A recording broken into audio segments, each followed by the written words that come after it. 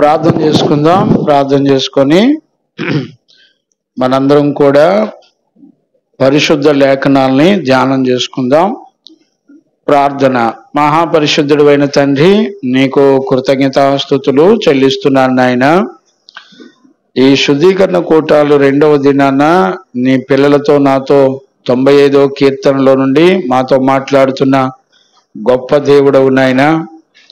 నీ వాక్కును పంపి నీ బిడ్డలమైన మమ్మల్ందరినీ మీరు దర్శిస్తూ మాతో మాట్లాడుతున్న మహాదేవుడవు నాయన. ఈ సాయంకాల వేళలో శక్తి కలిగిన బలమైన స్వరాన్ని వినడానికి కృప దయచేయండి.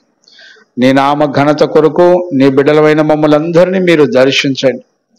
నీ వాక్కును ఆత్మను పంపి నీ బిడ్డలమైన మమ్మల్ందరినీ మీరు దర్శించి మాతో మాట్లాడుతున్నందుకు కృతజ్ఞతాస్తుతులు చెల్లిస్తూ ఈ పరిచర్యల వలన కలిగిన మహిమ, ఘనత, ప్రభావములన్నీ మీరే పొందినందుకు కృతజ్ఞతాస్తుతులు చెల్లిస్తూ యేసు నామంలో అడిగి పొంది ఉన్నాము తండ్రి, ఆమేన్. ప్రార్థన ఆలకించి అడిగినవన్నీ పొందుకునే భాగ్యం ఇచ్చి నడిపించిన యేసయ్యకు స్తోత్రము చేయదమో. స్తోత్రం, స్తోత్రం, స్తోత్రం, స్తోత్రం. తండ్రి, కుమార, పరిశుద్ధాత్మ దేవునికి స్తోత్రము చేయదమో. స్తోత్రం, స్తోత్రం, స్తోత్రం, స్తోత్రం. ఆమేన్.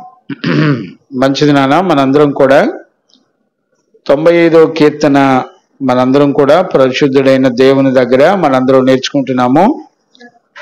ఈరోజు రాత్రి పరిశుద్ధాత్మ దేవుడు మనందరితో మాట్లాడి మనలందరినీ ప్రభు రాకడ కొరకు సిద్ధపరిచి నడిపించును గాక. ఆమేన్. చూడండి నాన్న, మనం 95వ కీర్తన ధ్యానం చేస్తా ఉన్నాం. ఈ 95వ కీర్తన చాలా ప్రత్యేకమైనది, చాలా అద్భుతమైనటువంటి కీర్తన. దీనిని నిజంగా మనం గ్రహించుకోగలిగితే మన జీవితంలో ఎన్నో మార్పులు కలుగుతాయి. భూమండలం మీద మనందరం దేవుని ప్రజలంగా ఉన్నామన్న సంగతి మనందరం కూడా గుర్తుపెట్టుకోవాలి. మనము దేవుని ప్రజలుగా ఉండి బ్రతుకుతున్నామని మనం గుర్తుపెట్టుకోవాలి. ఇక్కడ మనకు అర్థం కాని విషయం ఏంటంటే, భక్తి చేయడం మంచిదే, కానీ భక్తిని మనుషుల దృష్టికి చేసేది కాదు. ఇది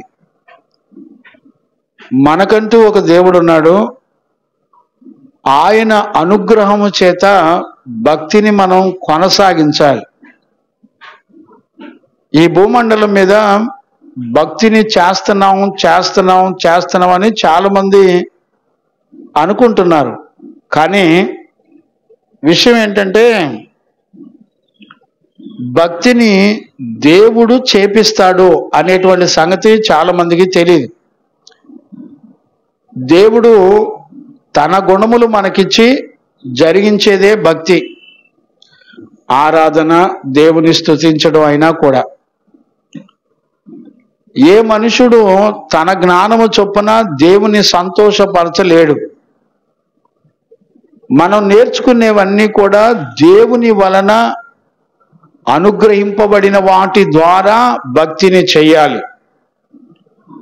మనకి వాక్యము కాకుండా వేరొక పద్ధతుల్లో ఏది నేర్చుకున్నా అది మన జీవితంలో పులిసిన పిండిగా మారిపోతుంది.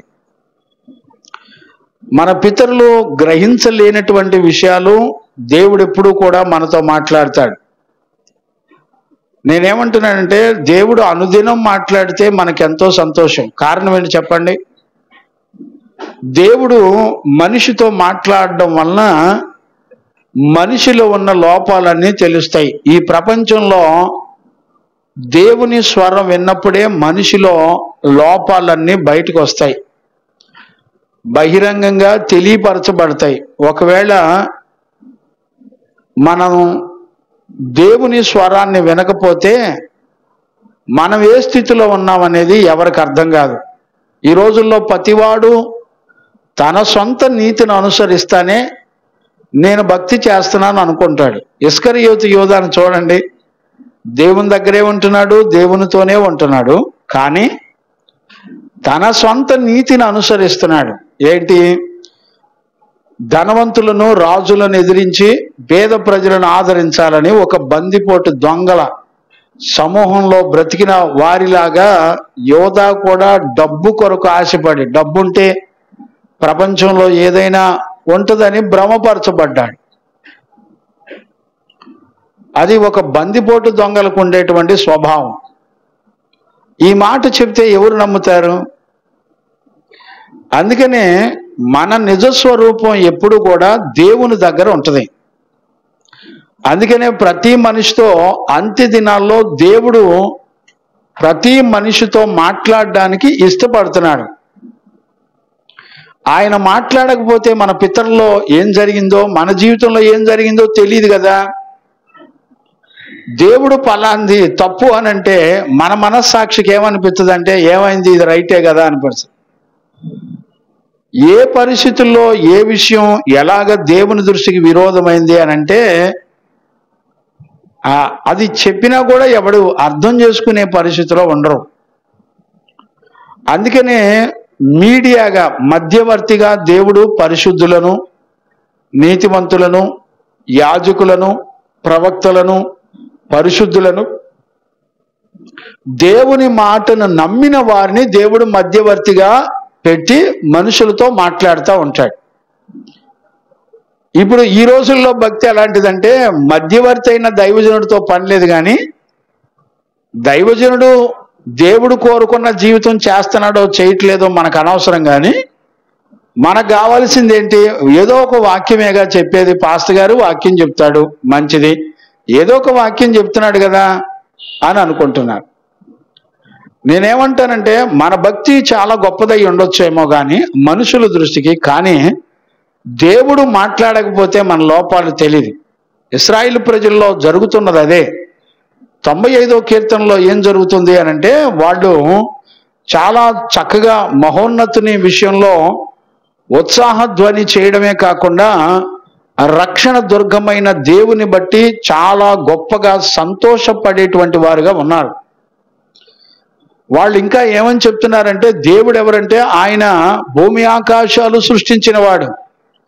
దేవుడు ఎవరంటే ఆయన మేపు గొర్రెలం మేము, ఆయన ప్రజలము, ఆయన మాకు దేవుడు అని చెప్పినటువంటి ప్రజలే దేవుడు మాట్లాడడం మొదలు పెడితే, వాక్యం ఒక మనిషిని దర్శించడం మొదలు పెడితే మన బ్రతుకులో ఉన్న శాపాలన్నీ కూడా అర్థమైపోతూ ఉంటాయి. ఈ రోజుల్లో విశేషం ఏంటంటే, దేవుడు మాట్లాడడం కన్నా తన సొంత మనసునే, తన సొంత ఆలోచననే అనుసరించి నడవడం అనేది చిన్నప్పటి నుంచి మనం ఈ వయసు వరకు అదే అనుభవంలో పెరిగాం. ఇప్పుడు కొత్తగా దేవుడు మాట్లాడితే మనకు అర్థమవుద్ది అని అంటే ఎలా అర్థమవుద్ది?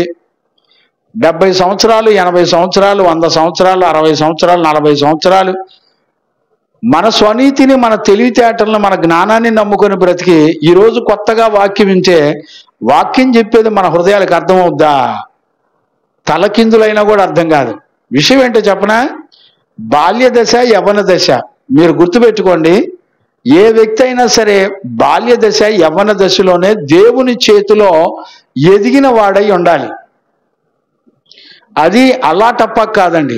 దేవుణ్ణి తప్ప మరి దేనిని ప్రేమించకుండా ఎదగాలి. అందుకనే పరిశుద్ధ లేఖనం ఏం చెప్తుందో తెలిసిన, ఎవడైనను దేవుని ప్రేమించకపోతే వాడు శాపగ్రస్తుడవునుగాక అని చెప్పబడింది. నువ్వు ఇంకా వేరే కారణాలు, వేరే పాపం, అతిక్రమం నువ్వేం చెయ్యక్కర్లా. దేవుణ్ణి, ఆయన వాక్యాన్ని, ఆయన ఆజ్ఞలని, కట్టలను నువ్వు ప్రేమించకపోతేనే చాలు, నువ్వు శాపగ్రస్తుడు అని వాక్యం చెప్తుంది. ఇంకా నువ్వేదో కొత్త కొత్త పద్ధతులు నేర్చుకొని దేవుని దగ్గర 4 పాటలు పాడి పరలోకం వెళ్తానంటే ఇదంతా పెద్ద డ్రామా ఆర్టిస్టులు. జనాల దగ్గర డ్రామాలు నేర్చుకొని బతకటమే అవుద్ది. నీకు గొంతు బాగుంది, అద్భుతంగా పాడుతున్నావు, పరలోకం ఇమ్మంటే దేవుడేమి ఇవ్వడం. నేనున్నాను, అద్భుతంగా వాక్యం చెప్తున్నాను, ప్రజలకు భలే మర్మాలు చెప్తున్నాను, నాకు దేవుని రాజ్యం ఇమ్మంటే దేవుడేమి ఇవ్వడం.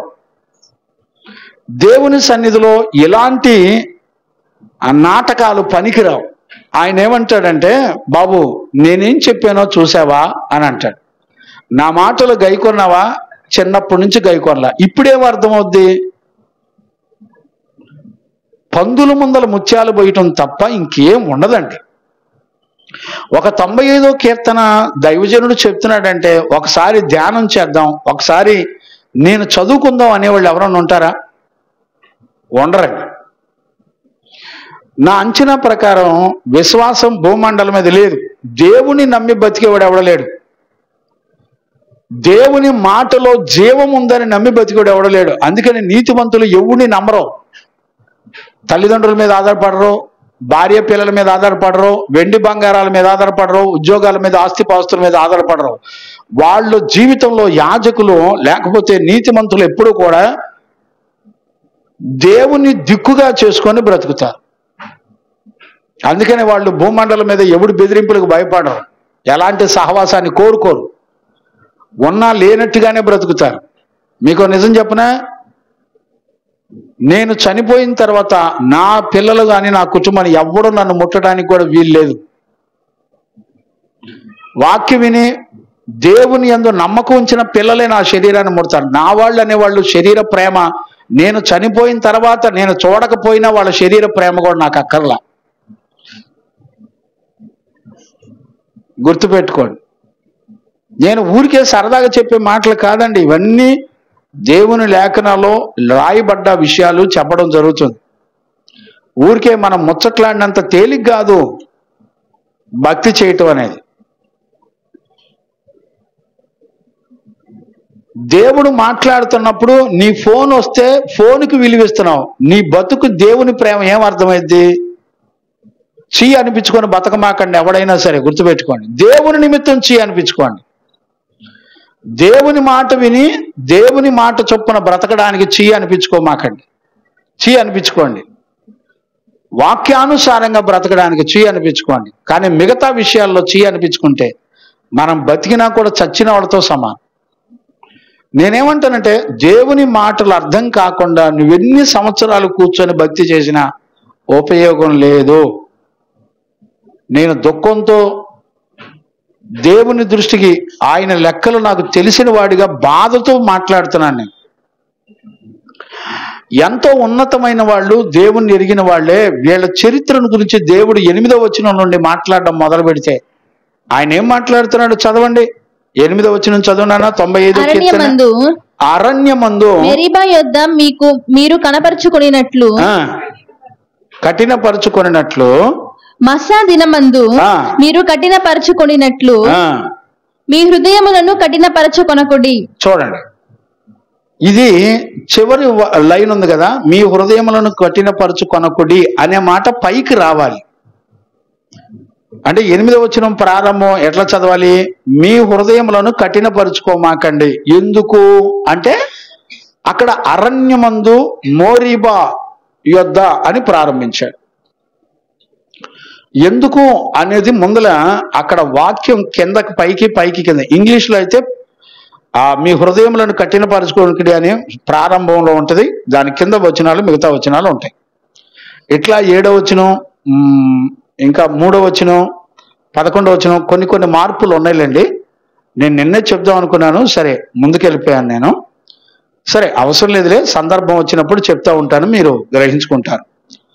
చదవన్నాను. ఇప్పుడు చివరి లైన్తో చదివి పైనుంచి చదువున్నాను. మీ హృదయములను కఠినపరచుకొనకుడి. ఇక్కడ చూడండి, దేవుడు ఒక మనిషితో మాట్లాడడం మొదలు పెడితే ఆయన ఏమంటాడంటే, ఎంత భక్తి చేస్తున్నారు 7వ వచనం వరకు, నేనెవరో తెలుసు. చూడండి, ఈ ప్రపంచాలను సృష్టించిన సృష్టికర్త ఎవరో తెలిసిన ప్రజలు ఇదంతా కూడా. కానీ మన గురించి దేవుడు మాట్లాడడం మొదలు పెడితే ఆయన ఏ విషయాల కొరకు మాట్లాడుతున్నాడంటే, మొట్టమొదట మీరు మీ హృదయాల్ని కఠినపరచుకోవద్దు, నెంబర్ 1. నెంబర్ 2 చదువునా. అరణ్యమందు మెరీబా యొద్ద మీరు కఠినపరచుకొనినట్లు.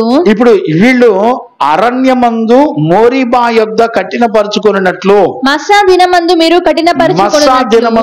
కఠినపరచుకొనినట్లు. నేనేమంటానంటే ఈ వచనాల్లో ప్రారంభం నుంచి ఈ 3 లైన్లో 3 సార్లు కఠినపరచుకోవద్దు, కఠినపరచుకోవద్దు, కఠినపరచుకోవద్దు, కఠినపరచుకోవద్దు. మీరు ఎక్కడ కఠినపరుచుకున్నారో చెప్తున్నాడు 2 సార్లు. ఈ వచనం మొత్తం కఠినపరచుకోవద్దు అని చెప్తున్నాను. ఒక కఠినత్వం అనేది ఎక్కడి నుంచి పుడుతుందో తెలుసా అండి? మీరు ఊహించలేరు. పరిశుద్ధ లేఖనాల్లో మీరు స్పష్టంగా చదవగలిగితే అర్థమవుద్ది, లేకపోతే అంత తేలిగ్గా అర్థమయ్యేటువంటి విషయాలు కాదు ఇవి. ఒక పదానికి దేవుని ఆత్మ ఏ విషయాల కొరకు మాట్లాడతాడు అనేది ఎప్పుడైనా చూసారా? దేవుడే కఠినపరుచుకోవద్దు అని మనతో మాట్లాడేటప్పుడు మనం ఎక్కడ కఠినపరుచుకున్నారు మన పితరులో అనేది కూడా దేవుడే మాట్లాడుతున్నాడు. అంటే ఇప్పుడు మనకేం అర్థం కావాలి? కఠినత్వం అనేది ఎక్కడి నుంచి దేవుని ప్రజల్లో ప్రారంభించబడింది అనేది మనం పరిశీలిస్తే అప్పుడు అర్థమవుతుంది. వాస్తవానికి ఇది ఒక్కొక్క వచనం ఆగి మరీ చెప్పాలి, కానీ ఈ 3 రోజుల్లో నేను ఇందులో ఉన్న వివరణలన్నీ చెప్పాలంటే మరి టైం సరిపోదు. కనుక వీలైనంత వరకు నేను ఇంకా 4 గుణాలు చెప్పాలి, రేపు చెప్తాను. ఒక వ్యక్తి దేవుని ఆరాధించాలి, దేవుని స్తుతించాలంటే దేవుడు మనకిచ్చే 4 గుణాలు మన దగ్గర ఉంటే ఆ 4 గుణాలు ఉన్న వ్యక్తి మాత్రమే దేవుని ఆరాధించగలడు, దేవుని స్తుతించగలడు. ఒకవేళ ఈ 4 గుణాలు గనక లేకపోతే అతని ఆరాధన కానివ్వండి, అతని దేవుని స్తుతి కానీ ఆరాధన కానీ దేవుని యొద్దకు చేరదు, దేవుడు అంగీకరించడు. మరి ఈ విషయాలు మనం మన పిల్లల కుటుంబాలు వాక్యాన్ని చదివితే తప్ప తెలియదు కదా, దేవుడు మాట్లాడితే తప్ప తెలియదు కదా. అదే దేవుడు మాట్లాడకపోతే నీకు అర్థం కాదు కదా. నేను దైవజనుడిగా మిమ్మల్ని ఏమని కోరుకుంటున్నానంటే, అనుదినం దేవుడు మాతో మాట్లాడితే బాగుండు అని కోరుకోవాలి. దేవుడు మాట్లాడితే నీకు దేవుడు ఆరాధించడానికి, లేకపోతే దేవుని స్తుతించడానికి, లేకపోతే నువ్వు విశ్వాసం ఉంచడానికి నీకు ఆధారమంతా వాక్యంలో నుండే వస్తుంది.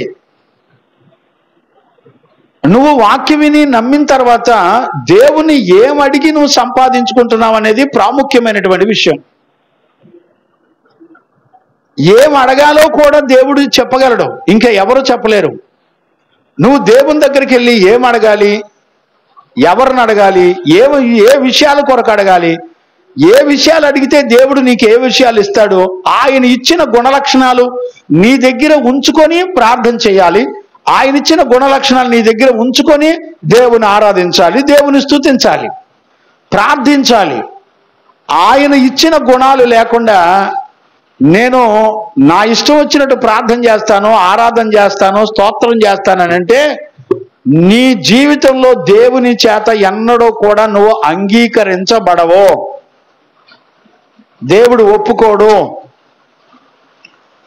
టైం పాస్గా అనుకోవద్దు.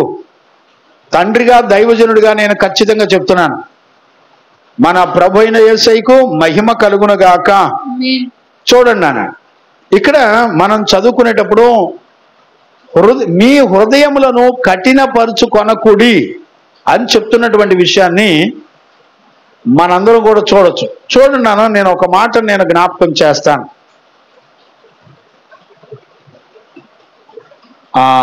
సమూయేలు పుస్తకంలో చదువుతారా?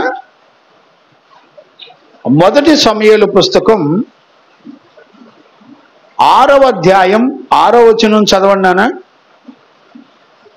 ఐగుప్తీయులు ఫరోయును తమ హృదయములను కఠినపరచుకొనినట్లు, ఐగుప్తీయులు ఫరోను తమ హృదయములను లాకేసి గడి చదువునానా మళ్ళొకసారి. ఐగుప్తీయులు మొదటి సమూయేలు పుస్తకం 1వ అధ్యాయము, అదే క్షమించండి 6వ అధ్యాయం 6వ వచనం. ఐగుప్తీయులను, ఇప్పుడు చూడండి, ఐగుప్తీయులు ఫరోయు తమ హృదయములను కఠినపరచుకొనినట్లు, మీ హృదయములను మీరెందుకు కఠినపరచుకొందురు? మీ హృదయములను మీరు ఎందుకు కఠినపరుచుకుంటారు? ఆయన వారిలో అద్భుత కార్యములను చేయగా ఆయన వారిలో అద్భుత కార్యములు చేయగా వారు ఈ జనులను పోనిచ్చిరి ఇశ్రాయేలీయులు వెళ్లిపోయిరి కదా. కాబట్టి మీరు క్రొత్త బండి ఒకటి చేయించి. చాలే, ఇప్పుడు చూడండి, ఒక కఠినత్వాన్ని మనం ఎక్కడ చూపిస్తుందో వాక్యం. వీళ్ళు 430 సంవత్సరాలు ఐగుప్తులో బానిసలుగా అన్య దేశస్తుల మధ్యలో గడిపారు, అన్యుల మధ్యలో గడిపారు. చూడండి, కఠినపరుచుకునే అలవాటు ఐగుప్తు రాజు దగ్గర నుంచి ఐగుప్తు ప్రజలందరికీ ఉంది. అంటే హృదయాన్ని కఠినపరుచుకునే అలవాటు అన్యజనుల పద్ధతులు, మనవి కావు. ఎక్కడి నుంచి వచ్చింది ఈ అలవాటు? అన్యజనుల పద్ధతులు నమ్మటం ద్వారా వారి దగ్గర నుంచి మన బ్రతుకులోకి వచ్చింది, దేవుని ప్రజల్లోకి వచ్చింది. ఇది ఎప్పుడు పనిచేస్తుందో తెలిసిన, ఇశ్రాయేలు ప్రజలు ఐగుప్తును విడిచిపెట్టి దేవుని చేత రక్షించబడి అద్భుతాలు చేయబడి దేవుడు రక్షించి విడిపించి వీళ్ళని అరణ్యంలో నడిపించేటప్పుడు ఐగుప్తీల్లో పనిచేసేటువంటి హృదయ కాఠిన్యము ఎక్కడ పనిచేస్తుందంటే దేవుని ప్రజల్లో పనిచేస్తుంది. ఈరోజు రాత్రి నేనేమంటానంటే, మన హృదయం దేవుని విషయాల్లో కఠినత్వం కలిగిన వారిగా ఉంటున్నామా పరీక్షించుకునే వాళ్ళు ఉంటారండి. దేవుడు మాట్లాడకపోతే మన హృదయం ఎక్కడ కఠినమైపోయింది అనే సంగతి మనసులో గుర్తుంటుందండి. దేవుని వాక్యం విన్నావు, విన్న తర్వాత నీ హృదయం ఎందుకు కఠినపరచబడుతుంది తెలుసా? ఇది ఎవరి అలవాటు? అన్యజనులైన ఐగుప్తీయుల అలవాటు. మనందరం కూడా గ్రహించవలసినటువంటి ప్రాముఖ్యత ఉంది. ఐగుప్తీయుల అలవాటు, ఆ స్వభావం ఇప్పుడు ఎక్కడికి వచ్చిందంటే ఇశ్రాయేలు ప్రజల్లోకి వచ్చింది. ఎందుకు వచ్చింది? ఎలా వచ్చింది? మనకి ఎలా తెలిసింది? కఠిన హృదయం అన్యజనులదని మనకిప్పుడు వాక్యం చెప్పింది.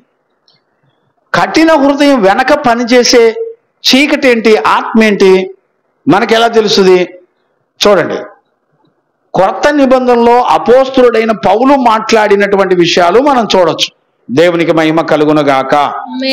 చూడండి, హెబ్రీ సంఘానికి రాస్తున్నప్పుడు అపోస్తులుడైన పౌలు 3వ అధ్యాయం 15వ వచనం అనుకుంటాను, చూడండి నాన్న. 3వ అధ్యాయం. నేడు మీరు ఆయన శబ్దమును వినిన ఎడల కోపము పుట్టించినప్పటి వలె మీ హృదయములను కఠినపరచుకొనకుడని ఆయన చెప్పెను గనుక పాపము వలన కలుగు భ్రమ చేత మీలో ఎవడనూ కఠినపరచబడకుండునట్లు. చూడండి, ఒక కఠినత్వం ఎక్కడి నుంచి వస్తుందంట? పాపము వలన వస్తుందంట. దేవుని ప్రజల్లో ఒక కఠినత్వం ఎలా వస్తుందంటే పాపం చేయటం వలన వస్తుందంట. పాపం అంట మనిషిని భ్రమపరిచిద్దంట. నేనేమంటానంటే, ఇవాళ ఎవరికి దేవుని వాక్యం చెప్పినా మాకు అన్ని తెలుసు పావయ్య అంటున్నారు. మాకు తెలుసయ్యా, దేవుని వాక్యం మాకు తెలుసు, మాకు సంఘ కాపరి ఎలా ఉండాలో మాకు తెలుసు, మాకేం బోధిస్తున్నారో మాకు తెలుసు, మాకు అన్నీ తెలుసు అంటున్నారు. ఒక కఠిన హృదయం చూడండి, దేవుని దృష్టిలో దేవుని వాక్యాన్ని నమ్మకుండా దేవుని మాటను తిరుగుబాటు చేసి అవిధేయత చూపించి పాపము చేసి కఠినస్తులైపోయారు. మీకు హెబ్రీ పత్రిక 4వ అధ్యాయం 7వ వచనం కూడా మీరు చదవండి, కావాలంటే మీకు చక్కగా అర్థమవుతుంది. కాగా ఎవరో కొందరు విశ్రాంతిలో ప్రవేశింపకుందురు. నిశ్చయము గనుకను ముందు సువార్త వినిన వారు అవిధేయత చేత ప్రవేశింపలేదు గనుకను. చూడండి, ఇశ్రాయేలు ప్రజలంట సువార్త విన్నారని వాక్యం చెప్తుంది. ఈ రోజున మనకే సువార్త ప్రకటించబడిందో ఆ రోజున ఇశ్రాయేలు ప్రజలకు కూడా సువార్త ప్రకటించబడింది. సువార్త వాళ్ళు కూడా విన్నారు. దేవుడు చేసిన అద్భుతాలు, సూచక్రియలు, మహత్కార్యాలు ఎన్నో వాళ్ళు కనులారా చూసి ఎరిగి ఉన్నటువంటి వారు వీళ్ళంతా కూడా. ఏం జరిగింది? నేడు మీరు ఆయన మాట వినిన ఎడల మీ హృదయములను కఠినపరచుకొనకూడని వెనుక చెప్పబడిన ప్రకారం ఇంతకాలమైన తరువాత దావీదు గ్రంథములో నేడనిన యొక్క దినమును నిర్ణయించుచున్నాడు. చాలు. మీరు నేడు ఆయన మాట వినిన ఎడల, వినకపోతే నీ హృదయం కఠినం అయిపోద్ది. అంటే మాట వినకపోవటమే పాపం. నువ్వింకేం చెయ్యక్కల. దేవుడు నీతో మాట్లాడిన తర్వాత ఆ మాట చొప్పున నువ్వు బ్రతకకపోవటమే నువ్వు దేవునికి విరోధమైన నీ హృదయాన్ని కఠినపరుచుకొని పాపం చేస్తున్నావు అని దేవుని వాక్యం స్పష్టంగా చెప్తుంది. నువ్వెప్పుడైతే దేవుని మాట విని కూడా ఆ మాట ప్రకారం నీ జీవితాన్ని అప్పగించుకోవో, వెంటనే నీ దగ్గర పనిచేసే ఆత్మ ఏంటో తెలిసిన ఆజ్ఞ అతిక్రమం యొక్క పాపం నీ హృదయాన్ని కఠినపరిచేస్తుంది. ఏమంటో తెలిసిన, ఏం కాదులే, వాక్యానుసారంగా లేకపోయినా కనీసం ఈ లోకంలో పద్ధతి ప్రకారం బతకాలి కదా, మనుషులందరూ ఏమనుకుంటారు. నేనేమంటున్నాను తెలిసిన, మనుషులందరూ ఏమనుకుంటే మనుషులందరూ నిన్ను పరలోకం తీసుకెళ్తారా? చెప్పండి. ఈ రోజున ఏ సంఘ పిల్లలకైనా దైవజనుడు అంటే ఎంత చీప్ అంటే, విత్ ఇన్ సెకండ్లో ఒక పనికిరాని గడ్డి కంటే తృణప్రాయంగా తీసి పారేస్తున్నారు. అమ్మా, మనం అనుసరించే పద్ధతి తప్పమ్మా. మనుషులను సంతోషపెట్టేవాడు దేవుడు ఏమాత్రం అతనిని అంగీకరించడని వాక్యం చెప్తుందమ్మా. మనం లోకాన్ని, మనుషుల్ని సంతోషపెట్టొద్దు. యవన బిడ్డలారా, దేవుని సంతోషపెట్టాలి. నిన్ను చూసినప్పుడు ఒక దైవజనుడు సంతోషపడాలి.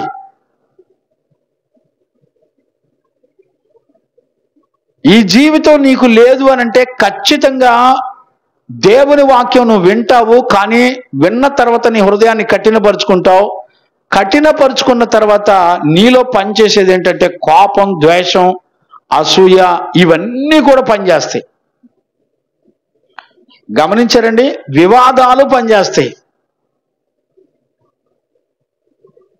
తర్క వితర్కాలు పనిచేస్తాయి. అలా ఉంచేనేనా దేవుడు దయగలిగినోడు. మనం ఎన్ని చేసినా దేవుడు కనికరిస్తాడు, క్షమిస్తాడు. నేనేమంటానంటే, ఇశ్రాయేలు ప్రజలు హృదయాన్ని కఠినపరుచుకున్నందుకే విశ్రాంతిలోకి, దేవుడిచ్చిన కానాను నిత్య విశ్రాంతిలోకి వెళ్ళరు. కన్ఫామ్గా దేవుని యొక్క వాక్యం స్పష్టంగా చెప్తుంది. మరి ఈ రోజున బలలో చేస్తున్నాం. ఈ రోజున మరి ఏమో నాకు తెలీదు, నేను ఎవరిని ఏమీ అనలేకపోతున్నాను. నేను ఒక దినాన నీతిమంతుడు మీ కొరకు అడ్డుపడకుండా పక్కకు తొలగిపోయి అతను మహిమలోకి వెళ్ళిపోతే అప్పుడు తెలుస్తుందండి. నీతిమంతులు కొనిపోబడిన తర్వాత అర్థమైంది, అయ్యో నేను మోసపోయానని. ఇశ్రాయేలు ప్రజలు దేవుని గురించి అంత గొప్ప విశేషమైన జ్ఞానం కలిగి ఉండి దేవుని సంగతులు నేర్చుకున్న వాళ్ళై ఆరాధించిన పరిశుద్ధులు వాళ్ళంతా కూడా. కానీ దేవుడు మాట్లాడినప్పుడు వాళ్ళ నిజస్వరూపం బయటపడిపోయింది. వాళ్ళ అంతరంగ హృదయాలు ఎప్పుడో కఠినపరచబడ్డాయంట. దేవుని మాటల విషయంలో, దేవుని వాక్య విషయంలో వాళ్ళ హృదయాలు ఎక్కడా కూడా సమ్మతించటంలా, అంగీకరించటంలా. నేను అడుగుతాను, గుండె మీద చేసుకొని వాక్యం విన్న తర్వాత వాక్యానుసారంగా నడవటానికి మీ హృదయాలు కఠినపరుచుకోకుండా ఎంతవరకు నమ్మకస్తులుగా, దేవుడు నమ్మదగిన వాడు, నేను ఆయన మాటను మాత్రమే నమ్ముతాను, నా ప్రాణం పోయినా పర్వాలేదు, నా దేవుడే నాకు దిక్కు అన్నవాళ్ళు ఎవరినైనా ఒక్కడి గురించి సాక్ష్యం చెప్తారా మీలో? చెప్పండి. చెప్పరు. నీ దేవుడు మాట్లాడితే మన లోపాలు తెలిసి సరి చేసుకోవడానికి వీలు కలుగుతుందని, దేవుడు దైవజనుల ద్వారా ఎప్పుడు మాట్లాడతాడా అని ఎదురు చూసే పిల్లలు ఎవరు ఉంటారు చెప్పండి? నేను చూస్తున్నాను కొంతమంది పిల్లల్ని ఇక్కడ, యవన బిడ్డల్లో స్త్రీలు, పురుషులు, చాలా మంది పిల్లలు చక్కగా ఆ టైం వేస్ట్ చేయకుండా ఉదయం మధ్యాహ్నం సాయంత్రం చక్కగా ప్రార్థనలు చేస్తున్నారు, చక్కగా పాటలు పాడుతున్నారు, ఆరాధనలు చేస్తున్నారు. నేను సంతోషపడుతున్నా పిల్లల్ని చూసుకొని. I'm very happy. ప్రభు సన్నిధిలో యవ్వన పిల్లలు వీళ్ళంతా కాలం సమయాన్ని రోడ్ల మీద వృధా చేయటం కన్నా ఒక దైవజనుడి దగ్గర కూర్చొని చక్కగా సమయం గడుపుతున్నారండి.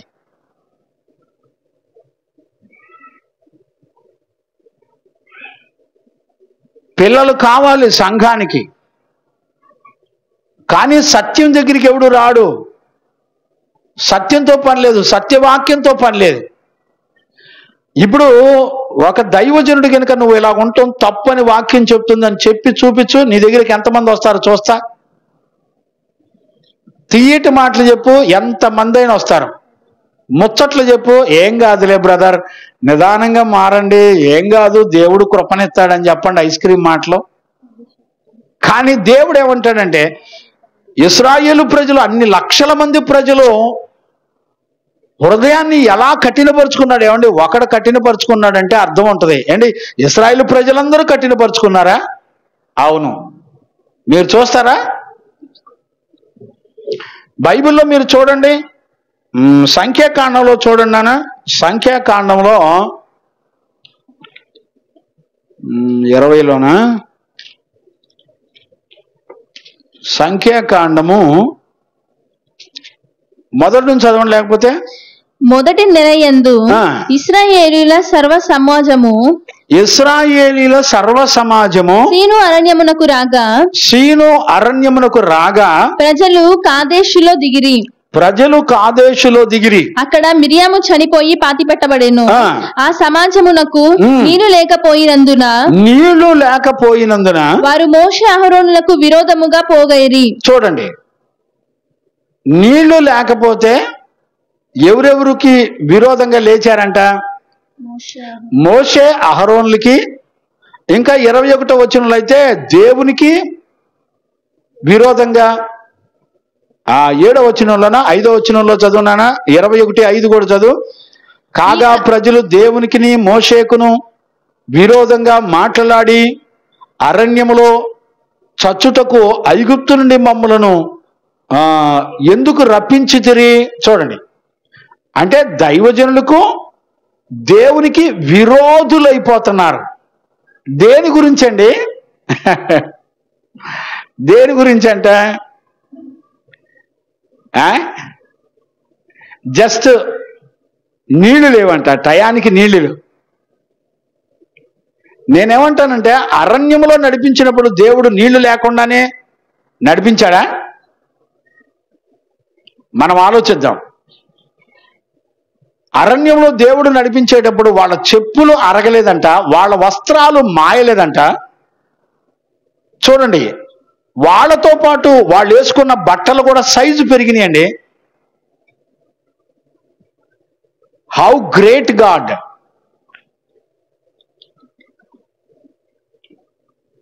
అన్ని అద్భుతాలు సూచక్రియలు చూసినటువంటి వాళ్ళే బైబిల్లో ఏమని చెప్తుందంటే, ఆయనను నమ్మలేదు అని రాశాడండి. మీరు నిర్గమాకాండంలో కనుక చూస్తే 17వ అధ్యాయంలో, నిర్గమాకాండం 17వ అధ్యాయంలో చూడండి,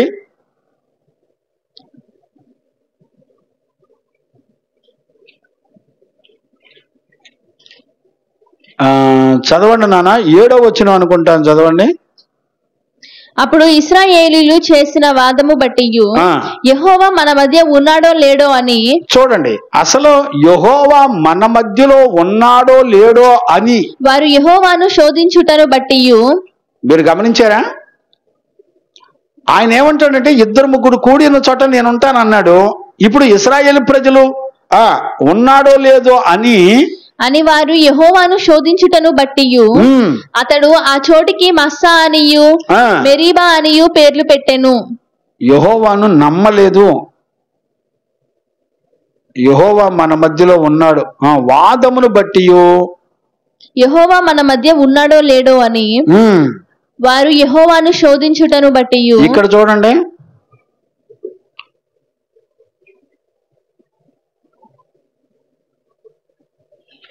12వ వచనం చదవండి. 20:12 సంఖ్యాకాండం 20 అధ్యాయం 12వ వచనం చదవండి నాన్న. అప్పుడు యెహోవా మోషే అహరోనును చూచి, మీరు ఇశ్రాయేలుల కన్నుల ఎదుట నా పరిశుద్ధతను సన్మానించున్నట్లు నన్ను నమ్ముకొనకపోతిరి గనుక. కీర్తనల పుస్తకంలో కూడా ఏమనుంటుందంటే, మీరు యెహోవా యందు నమ్మిక ఉంచలేదు అని రాశాడు. మనం నిర్గమాకాండంలో కూడా చదవచ్చు. అది పోనీ పైన ఉందా? 17లో వాదించుచు త్రాగుటకు నీళ్లు లేనందున.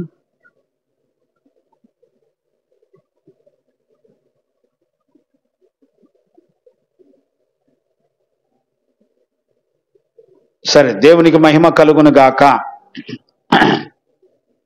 ఇక్కడ నమ్మలేదని మోషేని అహరోనులు కూడా అంటున్నాడు దేవుడు, మీరు నన్ను నమ్మలా. అలాగే సర్వ సమాజం కూడా నమ్మలేదంట. మీరు గమనించారా?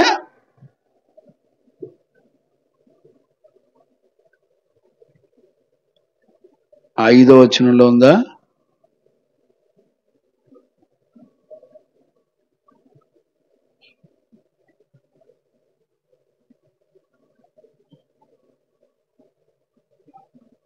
రైట్, దేవునికి మహిమ కలుగును గాక. Praise the lord. అమ్మా 20:12 అప్పుడు యెహోవా అదే చదివేంలే మనం. నిర్గమకాండమా సంఖ్యాకాండం అలా చదివేలా. రైట్, దేవునికి మహిమ కలుగును గాక. ఇప్పుడు చాలా జ్ఞానంగా అర్థం చేసుకోండి. ఒక హృదయాన్ని కఠినపరుచుకోవడం వెనక అన్యజనుల పద్ధతులు, వాళ్ళకున్న ఆలోచన, అలాగే దేవుని మాట వినని తనం వలన హృదయాలు కఠినమైపోతాయి. అది దేవుని దృష్టికి పాపంగా మారిపోద్ది. ఇప్పుడు చూడండి, ఈ విషయాలన్నీ దేవుడు తన వాక్కును పంపి మనతో మాట్లాడితేనేగా అర్థమయ్యేది, లేకపోతే అర్థం కాదుగా. ఇప్పుడు చెప్పండి, మన లోపాలను మన తప్పులన్నీ ప్రతి దినము చెప్పే వాక్యము దేవుడు మనతో మాట్లాడితే మంచిదా? నువ్వు ఎలాగున్నా పర్వాలేదు బ్రదర్ అని ఐస్ క్రీమ్ మాటలు చెప్పి సంఘాన్ని కడితే మంచిదా? దేవుడు చెప్పని పద్ధతులన్నీ కూడా మనుషులకు అలవాటు చేసి ఇది దైవోపదేశములే అని బోధించబడ్డం మంచిదా? తెలీదండి. ఈ రోజుల్లో ఎవరికి అర్థం కాకుండానే దినములు గడిచిపోతున్నాయి. దేవునికి మహిమ కలుగును గాక. Praise the lord.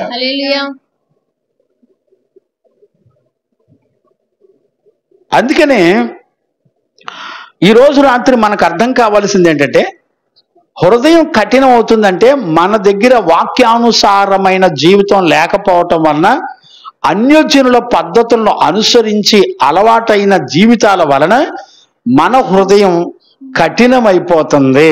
నేను అంటాను,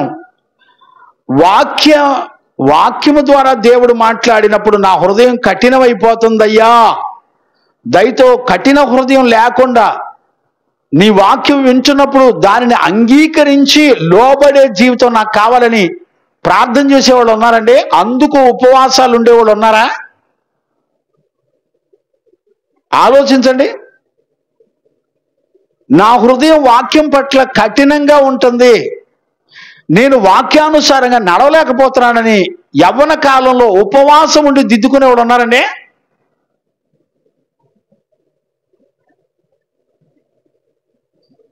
ఎవ్వరూ లేరండి. అంత టైం ఎవరికి లేదు.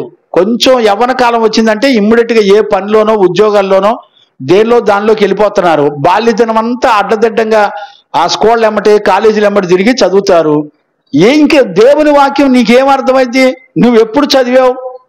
నీ పిల్లలు ఎప్పుడు చదివి? ఈరోజు ఉదయం మీకు చెప్పాను కదా ఒక తల్లి గురించి. ఒక తల్లి నాకు ఫోన్ చేసి, ఆమె ఎప్పుడు చూసినా భర్త విడుదల పెట్టాడు, బిడ్డలు చేరనీయట్లేదు, ఒంటరిగా ఉంటుంది. ఆ తల్లి ట్రైన్లో పరిచయం అయితే దేవుడు ఏదో నాకు ఇచ్చిన కానుక కొంత ఆ తల్లికి సహాయంగా ఇచ్చి ఆదరించాను. నాకు డబ్బుల కన్నా మీ ఫోన్ నెంబర్ ఇవ్వండి అయ్యా, నా కొరకు మీరు ఎప్పుడు ప్రార్థించాలని నన్ను అడిగి ఫోన్ నెంబర్ తీసుకుంది ఆ తల్లి. ఆమె దగ్గర ఫోన్ లేదు. రోడ్లెమ్మటి ఎక్కడ పడితే అక్కడ ఉంటూ, ఆ రైల్వే స్టేషన్లోనే ఎక్కడ పడితే అక్కడ ఉంటూ నాకు ఫోన్ నెంబర్ ఇచ్చి తీసుకొని ఎవరో ఒకళ్ళ దారిలో కనపడితే ఫోన్ చేస్తుంది. ఫోన్ చేసి ప్రార్థన చేయించుకుంటుంది. అయ్యా 2 రోజులు అయిందయ్యా అన్నం తిని, నీరసంగా ఉంది, బాగలేదు, ప్రార్థన చెయ్యయ్యా చాలు. పోని ఎవరికన్నా ఫోన్కి డబ్బులు పంపించయ్యా వాళ్ళు నాకు ఇస్తారని కూడా అడగదు. కేవలం ప్రార్థన సహాయాన్ని అడుగుతుంది ఆ తల్లి. ఆ తల్లిని బట్టి నా వృద్ధాప్యంలో నేను అలా ఉంటానో లేదో నాకు తెలియదని దుఃఖపడ్డా నేను. ఆ తల్లి ఒక ఆయన దగ్గర నుంచి ఫోన్లో నుంచి నా నెంబర్ తీసుకొని ఫోన్ చేసింది. ఆ తల్లి నాతో మాట్లాడుతుండగా ఆ ఫోన్ ఇచ్చిన ఆయన విని, ఆయన తర్వాత ఆ తల్లి వెళ్ళిపోయిన తర్వాత నాతో ఫోన్ చేసి మాట్లాడాడు 1 అరగంట. ఏడ్చేశాడు. అయ్యా, నేను నా బిడ్డల్ని పెంచి పెద్దవాళ్ళని చేశాను కానీ పిల్లలు ఎవ్వరూ మాట వింటలేదయ్యా. వయసు వచ్చిన ఆడపిల్ల అసలు మాట వినకుండా తన సొంత ఇష్టానుసారంగా తిరుగుతుందయ్యా, ఏం చేయాలో అర్థం కావట్లేదయ్యా, ఏడుస్తున్నానయ్యా, నేను చేసిన కర్మ ఏంటో నాకు అర్థం కావట్లేదయ్యా అని ఏడుస్తున్నాను. నేనేమన్నా అంటే, నువ్వు ఒక పెద్ద పనికిమాలినోడు అన్నా. నువ్వు ఇంటర్నేషనల్ పనికిమాలిన దొంగోడు. నువ్వు నీ పిల్లల్ని కన్న తర్వాత వాళ్ళని దగ్గరుండి నరకానికి పంపించేవాళ్ళు నువ్వు నెంబర్ 1 కిలాడివి అని చెప్పా. అదేంటి అయ్యగారు, నేనేం తప్పు చేశాను అయ్యగారు అన్నాడు. ఏం తప్పు చేసావంటే, బాలుడు నడవలసిన త్రావును వాడికి నేర్పలా. నేర్పితే పెద్దవాడైనప్పుడు తొలగిపోడు. నువ్వేం నేర్పావు నీ పిల్లలకి? అంట్లు తోమటం నేర్పావు, అన్నం కూరలు వండటం నేర్పావు, సినిమాలు చూడటం నేర్పావు, ఫ్రెండ్స్ ఎమ్మటే గాలికి తిరగటం నేర్పావు, స్కూళ్ళు ఎమ్మటి తిరగటం నేర్పావు. ఏం నేర్పావు? దేవునికి భయపడే జీవితం నేర్పావా? దేవుని వాక్యం నేర్పావా? ఏడ్చేసాడండి. అయ్యా, నా తప్పు నాకు అర్థమైంది, కానీ నేను ఇప్పుడేం చెయ్యాలి? నేను అన్నాను, నువ్వేం చెయ్యక్కర్లా, నువ్వు నీ వల్ల కానిది దేవుని వల్ల అవుద్ది, నువ్వేం చెయ్యొద్దు, ఎవరితో మాట్లాడద్దు, నా పిల్ల ఇట్టా అట్టా అని ఎవరితో చెప్పొద్దు, నీతిమంతులైన సేవకులకు తప్ప వేరొక విషయాలు ఎవరితోనూ పంచుకోకూడదు. నీకేదైనా సమస్య అనిపిస్తే దేవుని దగ్గరికి వెళ్ళి మోకరించు, అవసరమైతే ఉపవాసం ఉండు, మోకరించు, నా బిడ్డను జ్ఞాపకం చేసుకోమని అడుగు. ఎందుకంటే మనుషులు ఎవ్వరూ కాపాడలేరు, కానీ ఎక్కడున్నా నీ బిడ్డకు బుద్ధి చెప్పి కాపాడగలిగింది దేవుడు ఒక్కడే అని చెప్పి ఎంత సంతోషపడిపోయాడో. నా ఇంట్లో వాళ్ళు నన్ను రోడ్ల మీద ఎండేస్తారు. వాళ్ళు మహానుభావులు, పరిశుద్ధులు, వాళ్ళకి తెలిసిన వాక్యం నాకు తెలియదు. మరి నా సొంత గ్రామ ప్రజలు నన్ను వెలుగుదూత పట్టినోడని తిట్టేవాళ్ళు ఉన్నారు. ఏమండి, దేవుని నీతిని అర్థం కాక వాళ్ళ ఇష్టాలని చంపుకోలేక, వాళ్ళ శరీర సంబంధమైన వాంఛలు చంపుకోలేక, వాళ్ళకు నచ్చిన బ్రతుకే బ్రతుకుతూ ఎంత వాక్యం విన్నా పక్కన పెట్టేసి, వాక్యం కంటే వాళ్ళకి మనుషుల్ని సంతోషపెట్టే నీతి గొప్పదిగా ఎంచుకుంటారు. ఇశ్రాయేలు ప్రజలు సమాజం అంతా కూడి మాట్లాడారంటండి. 20 సంఖ్యాకాండం 20 అధ్యాయంలో చదువునానా, 3వ వచనం 2వ వచనం 3వ వచనం చదువు. జనులు మోషేతో వాదించుచు, అయ్యో మా సహోదరులు యెహోవా ఎదుట చనిపోయినప్పుడు మేమును చనిపోయిన ఎడల ఎంతో మేలు. అయితే మేమును మా పశువులను ఇక్కడ చనిపోవునట్లు ఈ అరణ్యములోనికి యెహోవా సమాజమును మీరెలా తెచ్చితిరి? వీళ్ళంతా కూడా నీళ్లు లేకపోయినందున వారు మోషే అహరోనులకు విరోధంగా పోగైరి. చూడండి, వాదనలు పెట్టుకొని వాదించడానికి విరోధంగా పోగై. అక్కడ పుట్నోట్లో ఏ అని ఉంది, అక్కడ ఏ అనంటే ఎక్కడది? పుట్నోట్లో ఏ అని రాసి ఉంటుంది చూడు, దాని అర్థం ఏమనుందంటే వివాదము అని ఉంది. అదే మోరిబా మస్సా అనే మాటలకు అర్థం అన్నమాట. మోరిబా అన్న దగ్గర పుట్నోట్లో ఏ అని ఉంది చూడండి, అక్కడ వివాదము. చూడండి అయ్యా, 13వ వచనం దగ్గర ఉంది చూడండి, వివాదం. మోరిబా అన్న దగ్గర ఏ అని ఉంది చూడండి, అక్కడ వివాదము అని ఉంది. చూడండి, హృదయం కఠినం అయిపోయిన తర్వాత వాళ్ళలోంచి వచ్చేది ఏంటో తెలిసిన ఏమవుతుంది? గొడవలు, వివాదములు. ఇది ఒక్కళ్ళ దగ్గర కాదండి, సర్వ సమాజం మొత్తం ఈ వివాదం అనేది ఎస్పెషల్లీ దేవునికి దైవజనులకి విరోధంగా లెగుస్తుంది వివాదం. మరలా చెప్తున్నాను, గుర్తుపెట్టుకోండి, దేవునికి దైవజనులకు మాత్రమే విరోధంగా లెగుస్తుంది. నేను అనంతపూర్లో మన పిల్లలు ఉన్నారు. పిల్లలు ఇప్పుడు 8th వచ్చారు.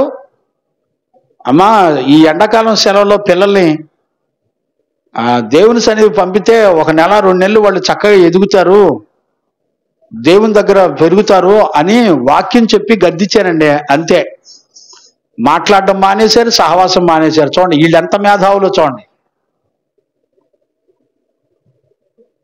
దేవుని నీతిని గురించి బోధిస్తే చాలండి, కట్ చేసి పారేస్తారు అంతే.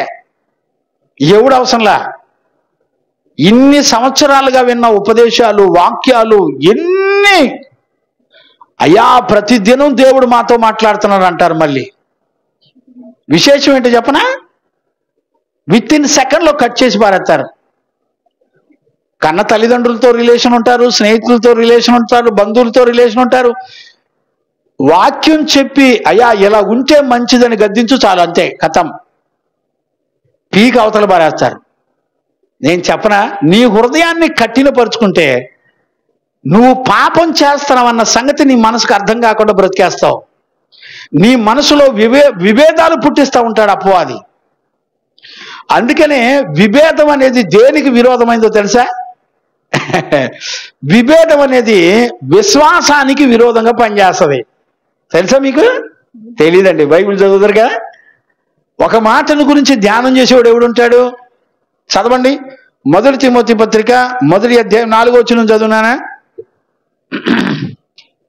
1 తిమోతి పత్రిక 1వ అధ్యాయం 4వ వచనం. మాసిదోనియాకు వెలుచుండగా, నేను మాసిదోనియాకు వెళ్ళుచుండగా సత్యమునకు భిన్నమైన బోధ చేయవద్దనియు, సత్యమునకు భిన్నమైన బోధ చెయ్యొద్దనియు, కల్పన కథలను మితము లేని వంశావళులను విశ్వాస సంబంధమైన దేవుని ఏర్పాటుతో కాక, ఇప్పుడు చూడండి, విశ్వాస సంబంధమైన దేవుని ఏర్పాటుతో కాకుండా వివాదములతోనే సంబంధము కలిగి ఉన్నవి గనుక. ఇప్పుడు వివాదం ఎక్కడ పుట్టింది? విశ్వాస సంబంధమైన దేవుని ఏర్పాటు పక్కన పెట్టేస్తే నీ బతుకు మొత్తం వివాదాలే, గొడవలే. ఏమండి, నేను చెప్తున్నానా మీ మీద కోపంతో? మీ మీద కోపంతో నేనేమని చెప్తున్నానా? వాక్యం మాట్లాడుతుందా మనిషితో?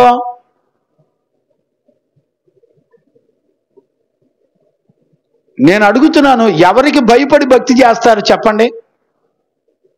దావీదు కీర్తనలు ఎవరు రాశారంటే, భయము నుండి మీరు పాపం చేయమాకండి, ముందల దేవుని సంగతులు మీరు ఎరిగి ఉండండి, మీ పిల్లలు యెహోవా ధర్మశాస్త్రాన్ని దీవారాత్రులు ధ్యానిస్తే ధన్యులు, దేవుని అనంతమైన జ్ఞానాన్ని నేర్చుకోండి.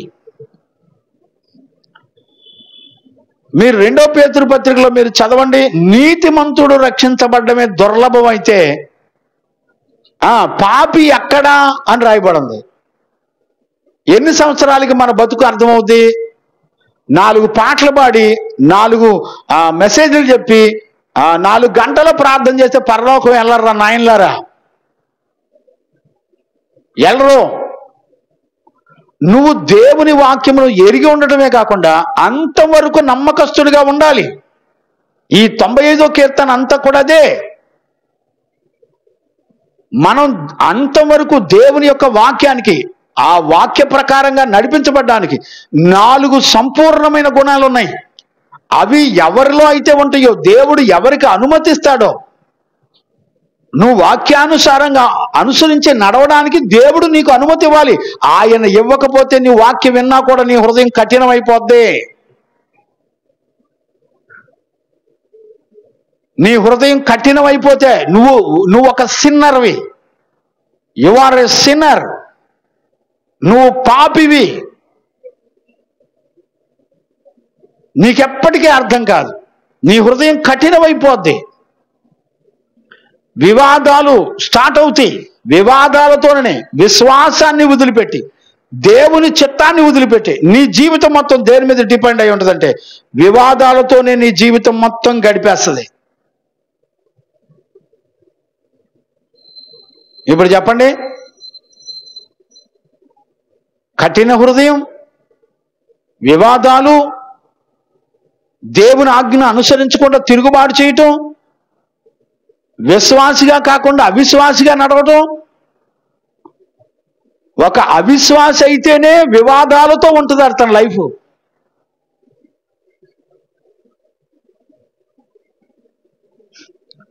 నన్ను రోడ్ల మీద ఈడ్చి పారేస్తున్నారని ఇంటింటికి బ్యాండ్ మేళం పెట్టి చెప్తున్నారు. మరి తండ్రిని చూడడం ఆడొక పాస్లా అని, అది చూడరు ఇది చూడరు ఆడొక దైవజనుడ పనికి మాలోడు అని చెప్పి తిడుతున్నారు.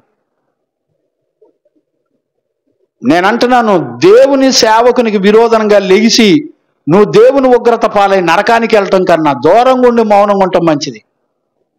నీతిమంతులు ఎప్పుడు కూడా ఒక వ్యక్తికి క్షేమస్థితిని గురించి చెప్తాడు తప్ప విరోధంగా ఉండడం. మళ్ళీ నాకేం తెలియదు అంటారండి, అంతే. నాకేం తెలియదు అసలు, నేను పిల్ల బొప్పిని అంటారు అంతే. సిగ్గు శరం శివునెత్తురు ఉండదండి. భూమండలం మీద దేవునికి విరోధంగా లేచే ఆత్మలు ఎక్కువ. నువ్వు తట్టుకోలేవు, ముదిరి టెంక్ అయిపోయావు. మాటేనో ఇంకేమింటావు, ఇంకేం సాధిస్తావు?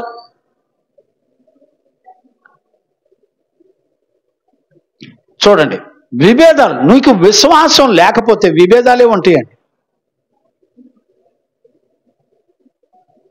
చూడండి, నేను మరొక మాటను నేను జ్ఞాపకం చేస్తాను. చూడండి, చదవండి నాన్న. యాకోబు పత్రికలో 3వ అధ్యాయం 16వ వచనం చదవండి. ఏలయనగా మత్సరమును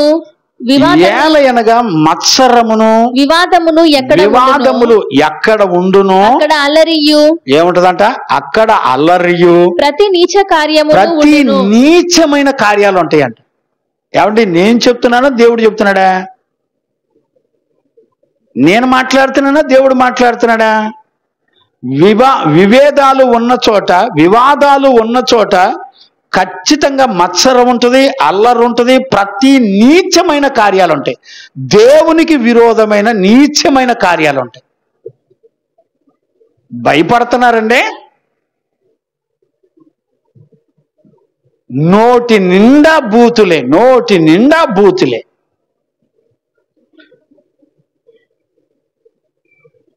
నోట బూతులు ఉన్న వాళ్ళకి దేవుని రాజ్యం లేదని స్పష్టంగా ఎఫ్ఎస్సి పత్రిక, గలతీ పత్రికలో చెప్పబడుతుంది. చదివే వాళ్ళు ఎవరున్నారు? బూతులైనను సరసోక్తులైనను ఏ నోరు తెరిస్తే డబుల్ మీనింగ్ మాటలే. మన బ్రతుకుల్లో ఎన్ని సంవత్సరాలు పట్టింది మారటానికి?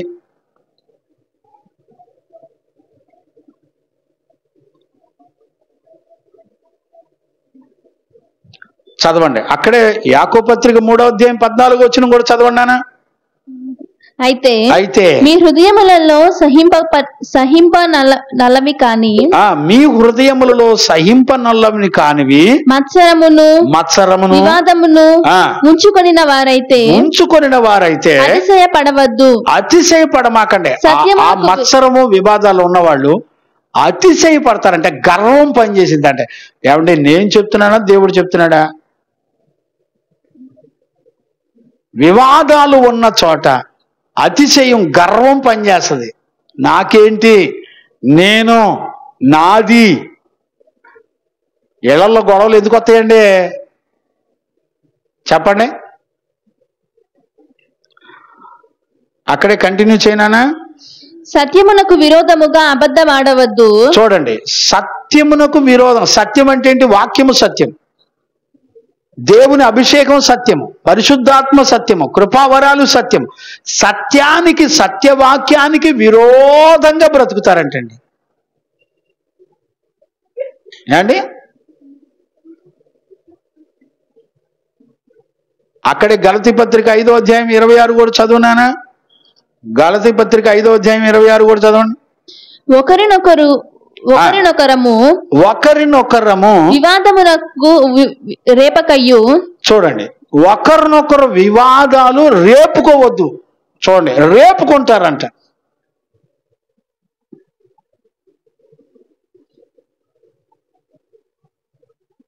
జాగ్రత్త. ఇవన్నీ కూడా దేవుడు మాట్లాడితే మనకు అర్థమైంది. దేవుని మాటే నీకు అర్థం కావట్లేదంటే ఇంకా నీ జీవితం ఎక్కడున్నట్టు? చనిపోయిన తర్వాత ఎక్కడికి వెళ్తావు? ఇప్పుడు చిన్న చిన్న పిల్లలు మారు మనసు పొంది బతుకులు మార్చుకొని దేవుని చిత్తం చేయడానికి తల్లిదండ్రుల్ని, బంధుమిత్రుల్ని అందరిని వదిలిపెట్టి వచ్చి చిన్న చిన్న పిల్లలు వచ్చి దేవుని మందిరంలో కూర్చొని దేవుని నీతి నేర్చుకుంటే నువ్వెందుకు వచ్చావురా అని అడిగి గెంటేసేవాళ్ళు ఎక్కువైపోయారు. అంటే భయం ఉందా మీకు?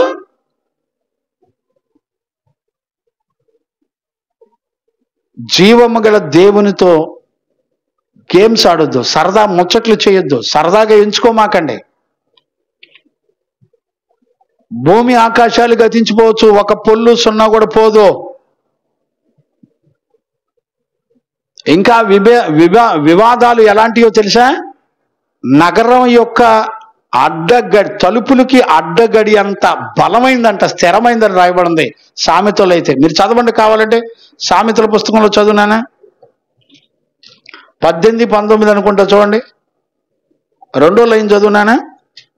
18-19 వచ్చిన 2వ లైన్ చదువు.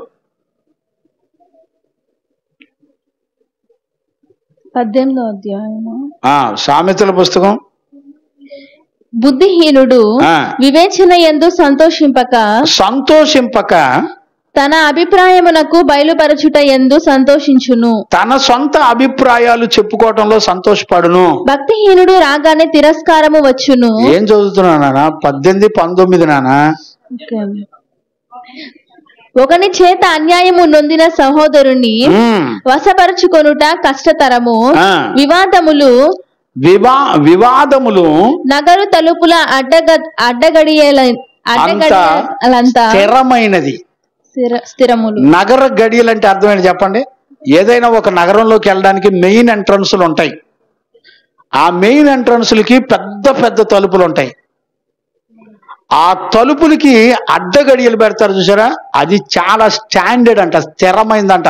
అది అడ్డు గడియ పెట్టిన తర్వాత ఎవడు తీయలేడంట. స్థిరమైనది అని రాశాడండి పరిశుద్ధాత్ముడు. అంటే వివాదాలు ఎలాంటివంటే అడ్డు గడియ పెట్టినంత స్థిరమైందంట. అంటే ఆడు బోడు ఎవరిని పోనీడు, వాడు రక్షించబడ్డు ఎవరిని రక్షించబడినవడం. వివాదాలు అంత బలమైనవి. ఇవన్నీ ఎక్కడికి వచ్చినాయి? రక్షించబడిన దేవుని ప్రజల్లోకి వచ్చినాయి ఇవన్నీ. నేనంటాను, వివాదాలు లేని జీవితం కావాలని ఉపవాసం ఉండి ప్రార్థన చేసేవాడు ఎవడున్నారు చెప్పండి? దైవజనుడా, నా పిల్ల పెళ్లి కావాలని ప్రార్థన చేసేవాళ్ళు ఉన్నారు ఉపవాస ప్రార్థనలు. పిల్లల కనాలని ప్రార్థన చేసేవాళ్ళు ఉన్నారు ఉపవాస ప్రార్థనలు. ఉద్యోగాలు రావాలని ఉపవాస ప్రార్థనలు చేసేవాళ్ళు ఉన్నారు. నేనేమంటానంటే, అయ్యా దేవుని వాక్యం పట్ల నా హృదయం కఠినం కాకుండా నేను ఉపవాస దినాలు ఏర్పరచుకుంటానన్నవాడు సంఘంలో ఎవరుంటారు చూపించండి నాకు.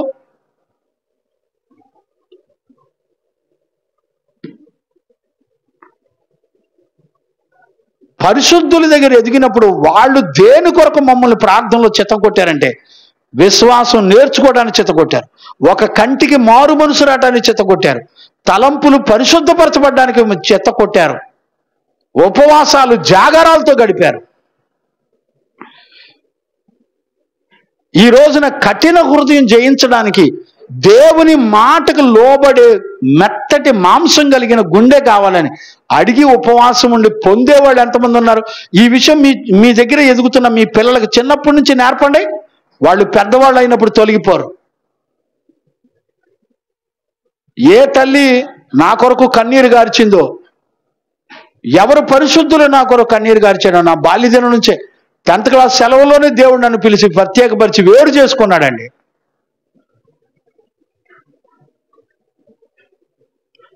నీతిమంతులెంబడి తిరిగి తిరిగి తిరిగి తిరిగి ఇంట్లో బట్టలు కూడా మూటగట్టి గెంటేసిన దినాలు ఉన్నాయి. బైబిల్ పిచ్చి పట్టింది, మెంటలోడని బిరుదులు ఇచ్చిన దినాలు కూడా ఉన్నాయి.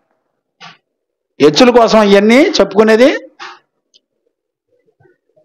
అందుకే నేను చెప్పింది, దేవుని ప్రేమించకపోతే వాడు శాపగ్రస్తుడు. ఇంకొక పని నువ్వేం చేయక్కర్లా. దేవుని ప్రేమించని బ్రతుకులే మనకు శాపగ్రస్తమైనవి. ఈరోజు రాత్రి దైవజనుడిగా నేను మిమ్మల్ని అందరినీ కూడా బతిలాడుకుంటున్నాను. ఒక్క 8వ వచనం చూడడానికే ఎంత సమయం పట్టింది. చదవండానా? 9వ వచనం కూడా చదువునానా? అచ్చట మీ పితరులు నన్ను పరీక్షించి శోధించిరి, నా కార్యములు చూచిరి, నా కార్యాలు అన్ని కూడా చూచారు. 40 ఏండ్ల కాలము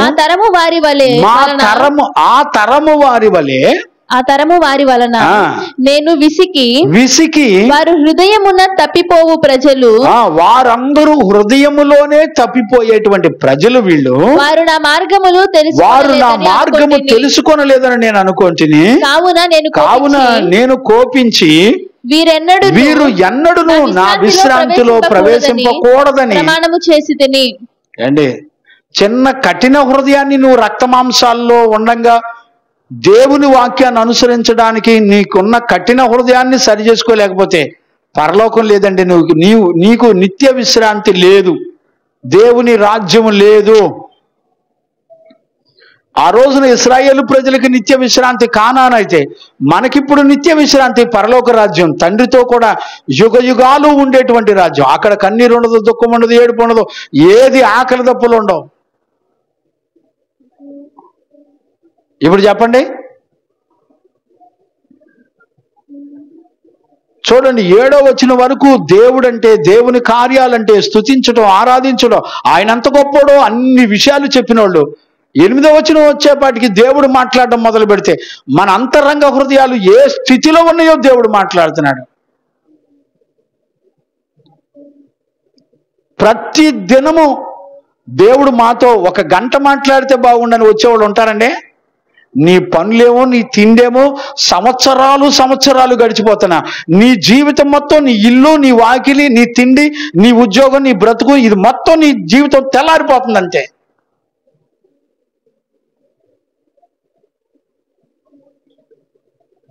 ఏ రోజు కూడా దేవుడు నాతో మాట్లాడితే బాగుండు అనుదినము. బిడ్డలు ఖాళీగా ఉంటారు, పంపిస్తారండి?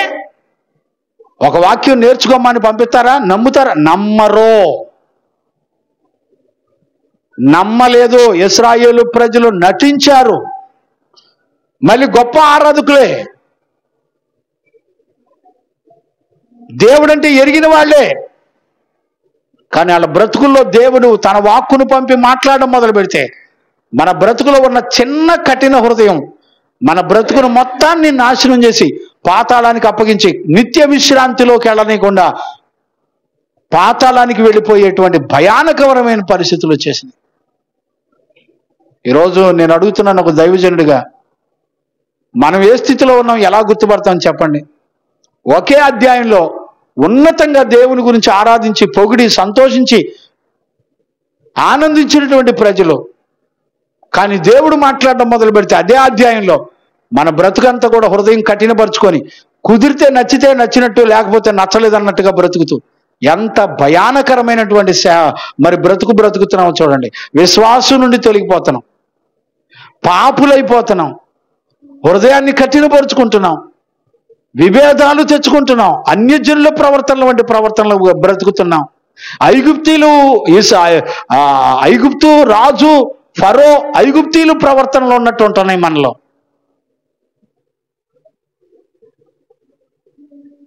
ఇన్ని అద్భుతాలు సూచక్రియలు చూసి వచ్చినటువంటి మన జీవితాల్లో ఈ రోజున ఎలాంటి బలహీనతల మధ్య నడుస్తున్నామో గుర్తుపట్టేవాళ్ళు లేరు, బైబిల్ చదివేవాళ్ళు లేరు, అర్థం చేసుకునేవాళ్ళు అంతకన్నా లేరు. నేను చెప్తున్నాను, మత్తయి సువార్తలో అయితే దేవుడు ఒకటే చెప్పాడు, మార్కు సువార్తలో నమ్మినవాడు రక్షించబడతాడు, నమ్మని వాడికి శిక్ష విధించబడను. శిక్ష రెడీగా ఉందే, అంత తేలిగ్గా మనం దేవుని రాజ్యానికి వెళ్ళిపోతామని ఊహించుకోమాకండి. నమ్మలేదు కనుక శిక్ష రెడీగా ఉందని ఖచ్చితంగా దేవుని యొక్క వాక్యం చెప్తుంది. ఈరోజు రాత్రి ఒక దైవజనుడిగా మిమ్మల్ని అందరినీ బ్రతిమలాడుకుంటున్నాను. ఊరికే చదివే కాదండి ఇవన్నీ. కనుక ఈరోజు రాత్రి కఠినత్వం అనేది, దేవుని వాక్యాన్ని నమ్మకుండా ఉండేటువంటి కఠినత్వం నాలో లేకుండా చేయమని మనం దిద్దుబాటు చేసుకుంటే మనంత ధన్యులు ఇంకొకళ్ళు ఉండరు. వివాదాలతో మనం గడపకూడదు.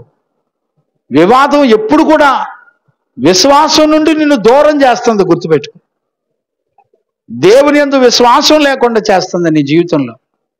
ఈరోజు రాత్రి దేవునికి లోబడితే మనం ఎంత ధన్యులమో. ప్రార్థన చేసుకుందాం. స్తోత్రం స్తోత్రం స్తోత్రం స్తోత్రం స్తోత్రం స్తోత్రం. మహాపరిశుద్ధులైన తండ్రి, శుద్ధీకరణ కూటాలు 2వ దినాన ప్రభా 95వ కీర్తనలో నుంచి నీ వాక్కును ఆత్మను పంపి నీ బిడ్డలతో నాతో మీరు మాట్లాడుతూ వచ్చారు నాయన. నాయన, కఠిన హృదయం అన్యజనుల పద్ధతులయ్యా, అన్యజనుల యొక్క సహవాసం ద్వారా వచ్చినటువంటి కఠిన హృదయం ప్రభా, ఇశ్రాయేలు ప్రజలు కఠినస్తులైపోవడానికి గల కారణం వాళ్ళ పాపమే అని నీ వాక్యం సెలవిస్తా ఉంది. పాపం వలన కలుగు భ్రమ చేత హృదయం కఠిన్యమైపోయిందని హెబ్రీ సంఘానికి 3వ అధ్యాయంలో చెప్పబడింది నాయన. మేమందరం ఈ వాక్యాన్ని గ్రహించుకోకుండా మా హృదయాలు కఠినపరుచుకొని ఈ వాక్య ప్రకారం నడవటం మా వల్ల కాదని కఠినపరుచుకొని బ్రతకటం, ఇది ఒక పాపంతో సమానమని వాక్యం చెప్తుంది అయ్యా. పాపం వల్ల కలుగు భ్రమచేత హృదయాలు కఠినమైపోతాయని నీ వాక్యం సెలవిస్తా ఉంది ప్రభా. వివాదాల వలన, మోరీబా అనగా విభేదాలు, ఈ విభేదాలు వలన ఎంత భయానకరమైన విశ్వాసం నుండి తొలగిపోయి ఈ విభేదాలు మరి దేవునికి విరోధంగా కఠిన హృదయం కలిగిన బ్రతికేటట్లు చేస్తుంది నాయన. ఈరోజు రాత్రి ఈ శుద్ధీకరణ కూటాల్లో మీరు మాతో మాట్లాడి మమ్మల్ని బలపరిచి నడిపించిన అపారమైన నీ ప్రేమను బట్టి స్తోత్రాలు. ఈ రాత్రి నీ కనికరము, దయను, కనికరం, కృపను మా మీద ఉంచండి. నీ వాక్కును పంపి మాతో మాట్లాడుతూ వచ్చారు నాయన. నీ పిల్లలమైన మమ్మల్ని జ్ఞాపకం చేసుకోండి. నీ వాక్యం విన్న వెంటనే నాయన కఠిన హృదయాలు తొలగించుకొని మెత్తటి మాంసపు గుండె వలె నాయన మా హృదయాలు సరిచేయబడినట్లుగా కృప దయచేయండి. అన్యజనుల వలె దేవుని మాట విని హృదయాన్ని కఠినపరుచుకోకుండా ప్రభా, పాపం వలన కలిగే భ్రమ మాలో లేకుండా మేము దేవుని వాక్యమును బట్టి వెంటనే నీ మాటకు లోబడే జీవితాన్ని మాకు అనుగ్రహించి నడిపించు. ఈ శుద్ధీకరణ కూటాలు 2వ దినాన నీ బిడ్డలతో నాతో మీరు మాట్లాడినందుకు కృతజ్ఞతాస్తుతులు చెల్లిస్తూ, రేపటి దినాన్న నాయన మేము 4 గుణాలను గురించి మేము నేర్చుకోబోతున్నాం. బిడ్డలతో నాతో మీరు మాట్లాడండి, మమ్మల్ని బలపరిచి పరిశుద్ధపరిచినందుకు స్తోత్రాలు చెల్లిస్తూ, రేపు ఆదివారం పరిశుద్ధ బలారాధనలో మమ్మల్ని అందరినీ యోగ్యులుగాను అర్హులుగాను చేసి నీ వాక్యము చేత ఆత్మ చేత మమ్మల్ని పవిత్రపరిచి పరిశుద్ధపరిచినందుకు కృతజ్ఞతాస్తుతులు చెల్లిస్తూ యేసు నామంలో అడిగి పొంది ఉన్నాము తండ్రి, ఆమేన్. ప్రార్థన ఆలకించి అడిగినవన్నీ పొందుకునే భాగ్యం ఇచ్చి నడిపించిన యేసయ్యకు స్తోత్రము చేయదమో. స్తోత్రం స్తోత్రం స్తోత్రం స్తోత్రం స్తోత్రం. తండ్రి, కుమార, పరిశుద్ధాత్మ దేవునికి స్తోత్రము చేయదమో.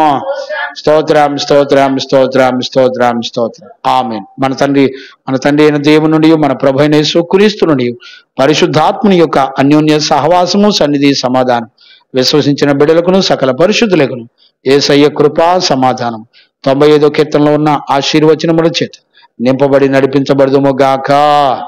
ఆమేన్. హల్లెలూయా, హల్లెలూయా, హల్లెలూయా. అందరికి వందనాలు. అమ్మ ప్రైజ్ లార్డ్ బిడ్డ, ప్రైజ్ లార్డ్.